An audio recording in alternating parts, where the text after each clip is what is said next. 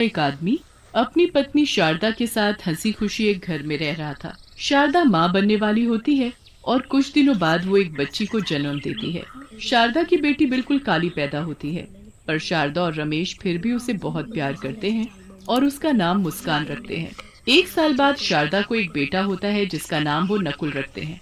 नकुल जब 2 साल का होता है तब शारदा की तबीयत बहुत खराब हो जाती है और उसकी मौत हो जाती है। अब कैलाश बेचारा अकेले ही दोनों बच्चों को पालने लगता है। धीरे धीरे समय बीतता है और मुस्कान 5 साल की हो जाती है। मैंने तुम्हारा और नकुल का स्कूल में एडमिशन करवा दिया है। अब तुम दोनों कल से स्कूल जाना और खूब मन लगा कर पढ़ना। मुस्कान और नकुल बड़े खुश हो जाते हैं और अगले दिन से स्कूल जाने लगते हैं। मुस्कान अपनी क्लास में जाकर सबसे आगे बैठ जाती है। ए लड़की, तुम कौन हो? पहले तो इस क्लास में नहीं देखा। मेरा नाम मुस्कान है। मेरा आज ही एडमिशन हुआ है। नाम मुस्कान और शक्ल ऐसी कि सामने वाले की मुस्कान गायब हो जाए। चलो जाओ और सबसे पीछे जाकर बैठ जाओ। तुम्हारी ऐसी काली शक्ल देखकर मैं पढ़ा भी नहीं पाऊंगी। मुस्कान बेचारी बड़ी उदास हो जाती है और पीछे जाकर बैठ जाती है। जैसा उसने सोचा होता है उसके साथ वैसा बिल्कुल भी नहीं होता। मैडम उसके कालेपन की वजह से उससे बहुत चिढ़ती और उसके साथ बुरा व्यवहार करती थी। ये सब बात मुस्कान कभी भी अपने बाबूजी को बताने की हिम्मत नहीं कर पाती थी, ताकि मैडम उसे मारे ना। पढ़ने में मुस्कान बहुत ही होशियार थी, पर इतनी होशियार होने के बाद भी मुस्कान की टीचर उसे बिल्कुल पसंद नहीं करती थी। एक दिन जब मुस्कान और नकुल दोनों स्कूल जा रहे होते हैं तो मुस्कान गलती से अपनी कॉपी घर भूल जाती है। स्कूल में मैडम जब सब बच्चों को एक एक करके बुलाती है तो मुस्कान की बारी भी आती है। मुस्कान अपना पूरा बैग छान मारती है पर उसे कॉपी कहीं नहीं मिलती। अब वहाँ खड़े खड़े क्या कर रही हो? जल्दी कॉपी लेकर आओ। मैडम जी, वो मैं कॉपी लाई थी और सारा काम भी किया था, पर कॉपी नहीं मिल रही। तुम जैसे बच्चों के बहाने मैं खूब जानती हूँ। आओ अभी का अभी इधर आओ। मुस्कान डरते डरते मैडम के पास जाती है। उस दिन तो मैडम ने अपने पास एक कांटों से भरी डंडी रखी हुई थी। अपने हाथ आगे करो। मैडम जी, मुझे माफ कर दो प्लीज। मैंने सच में काम किया था। मैंने कहा हाथ आगे करो। समझ में नहीं आता क्या? मुस्कान डरते हुए अपने हाथ आगे करती है। मैडम अपनी कांटों से भरी छड़ी उठाती है और जोर जोर से मुस्कान के हाथ पर मारना शुरू कर देती है। मुस्कान बुरी तरह चिल्लाने लगती है और उसके हाथों से खून बहने लगता है। मैडम जी, मत मारो, मुझे मत मारो। माफ कर दो मैडम जी, मुझे माफ कर दो। मैं बच्चों को माफ नहीं करती बल्कि उनको सजा देती हूँ, सजा। और तुझ जैसी काली कलूटी को तो डबल सजा मिलनी चाहिए। मैडम मुस्कान को इतना मारती है कि मुस्कान खूनम खान हो जाती है। रोज मुस्कान की मैडम उसे ऐसे ही मारती और एक दिन तो हद ही हो गई जब मैडम ने सजा देने के लिए उसे स्कूल की छत पर नंगे पांव धूप में खड़ा कर दिया। मुस्कान की हालत इतनी बुरी हो गई कि वो चक्कर खाकर छत से नीचे ही गिर गई और तड़प तड़प कर मर गई। उस वक्त कैलाश 2 दिन के लिए शहर गया होता है। ये खबर सुनकर वो दौड़ा चला आता है, पर आने के बाद उसे ना ये पता चलता है कि उसकी बेटी की मौत कैसे हुई और ना ही उसे अपनी बेटी की शक्ल देखने को नसीब होती है, क्योंकि गांव वाले ही उसका क्रियाकर्म कर देते हैं। कैलाश को मुस्कान की मौत का बहुत दुख होता है और वो उसके लिए बहुत रोता है। कुछ दिन बाद वो नकुल को स्कूल छोड़ने जाता है। वो नकुल को छोड़कर जा ही रहा होता है कि उसे स्कूल की छत के किनारे एक भयानक शक्ल की काली सी चुड़ैल बच्ची दिखती है। कैलाश जल्दी से भागकर पास जाकर देखता है तो वहाँ कोई भी नहीं होता।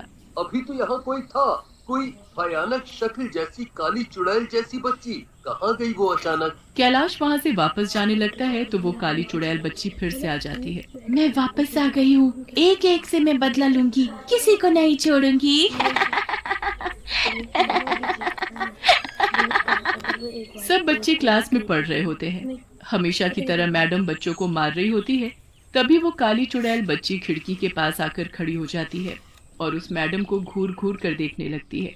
उसके बाद वो टेबल पर पड़ी कांटों वाली छड़ी को देखकर घूरने लगती है। छड़ी अचानक हवा में उड़ने लगती है। सब बच्चे और मैडम हवा में उड़ती छड़ी को देखकर हैरान हो जाते हैं। उसके बाद वो एक इशारा करती है और छड़ी मैडम को मारना शुरू कर देती है। मैडम जोर जोर से चिल्लाने लगती है और वो काली चुड़ैल बच्ची बहुत खुश होती है। अब आया ना मजा। अब पता चलेगा कि कैसे दर्द होता है। हाय हाय, मैं मर गई। कोई मुझे बचाओ। ये क्या हो रहा है? कौन है यहाँ? कौन कर रहा है ये सब? यहाँ कोई भूत तो नहीं? हे भगवान, मुझे बचाओ। बच्चे तो बड़े खुश होते हैं और मैडम वहाँ से भाग जाती है। अब दिन के वक्त वो मैडम लंच कर रही होती है। जब मैं खाना खाती थी तो मुझे खाने भी नहीं देती थी ना। आज मैं तुझे खिलाती हूँ पेट भर कर खाना। काली चुड़ैल बच्ची अपना हाथ गोल गोल घुमाती है और सारा खाना हवा में गोल गोल घूमने लगता है। अरे अरे, ये क्या हो रहा है? ये कैसे हो सकता है? यहाँ पक्का कोई भूत है। कितना मजा आ रहा है तुझे ऐसे देखकर। अब मैं रोज ऐसे ही करूंगी। मैडम को आसपास कोई दिखाई नहीं देता। वो खुद को बचाने की कोशिश करती है, पर मैडम के हाथ पैर नहीं हिल रहे होते। पूरा दिन वो काली चुड़ैल उस मैडम को ऐसे ही परेशान करती है। अब रात हो जाती है और मैडम अपने घर आराम से सो रही होती है। तभी वहाँ चुड़ैल बच्ची आती है और बेड के पास जाकर खड़ी हो जाती है। मेरे रंग की वजह से मेरे साथ इतना बुरा बर्ताव किया। अब मैं बताऊंगी कि कोई ऐसा करे तो कैसा लगता है। चुड़ैल बच्ची अपना हाथ मैडम के मुंह के आगे गोल गोल घुमाती है और मैडम का रंग सुर्ख काला पड़ जाता है। चुड़ैल बच्ची ये देख बड़ी खुश होती है। अब देखना अपनी शक्ल, तब पता चलेगा मुझे कैसा लगता था। अब महसूस करना मेरी तकलीफ। अगली सुबह जब मैडम शीशे में खुद को देखती है तो उसके होश ही उड़ जाते हैं। वो जोर जोर से चिल्लाने लगती है, ये क्या हो गया? मैं काली कैसे हो गई?